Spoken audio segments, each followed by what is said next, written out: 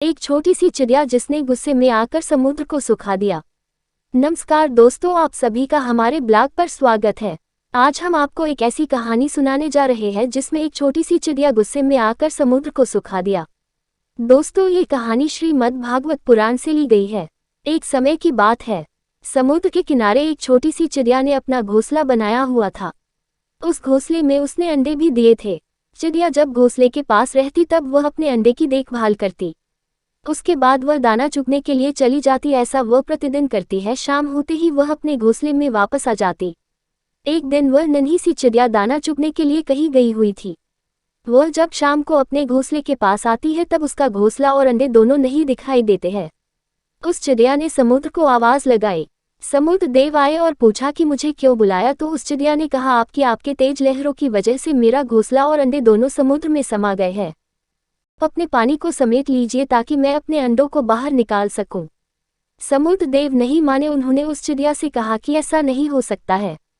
इतने में वह नन्ही सी चिड़िया बहुत नाराज हो गई। उसने समुद्र देव से कहा कि मैं आपका पूरा जल सुखा दूंगी।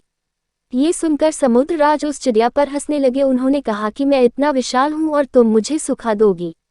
हंसते हुए समुद्र राज वहां से चले। उसके बाद चिड़िया बहुत क्रोधित हो गई। तब वह अपने चोंच में समुद्र का पानी भरती और दूर जाकर गिराती। इस तरह वह रोज करती। वह 4-5 दिनों तक बिना कुछ खाए पिए लगाकर समुद्र का पानी अपनी चोंच में भरती। उसके बाद उस पानी को दूर जाकर गिराती। इस तरह से वह चिड़िया काफी कमजोर हो गई क्योंकि वह 4-5 दिनों से कुछ खाए पी नहीं थी। बाकी पंछियों ने उस नन्ही सी चिड़िया को इस तरह दुखी देखकर काफी परेशान हुए। उन सभी ने मिलकर उस चिड़िया को बहुत समझाया कि देखो, तुम एक नन्ही सी चिड़िया हो और ये समुद्र कितना विशाल है, तुम इसका क्या बिगा पाओगी। उस चिड़िया ने सबकी बात बड़े ध्यान से सुनी, लेकिन वह नहीं मानी। वह अपना काम निरंतर कर रही थी।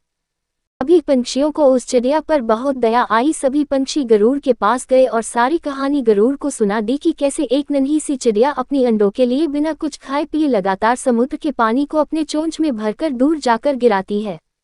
पक्षी राज गरुड़ को उस नन्ही सी चिड़िया पर बहुत दया आ गई।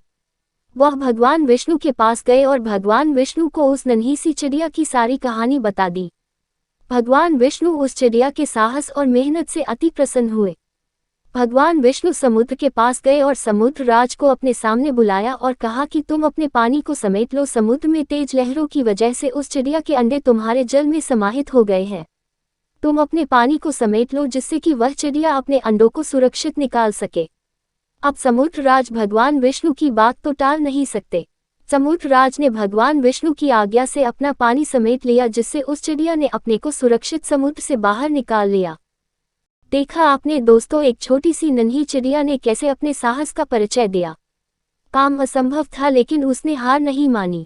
इसीलिए हमें कभी भी किसी काम से पीछे नहीं हटना चाहिए। हमें लगातार मेहनत करनी चाहिए। एक न एक दिन हमें सफलता अवश्य मिलेगी।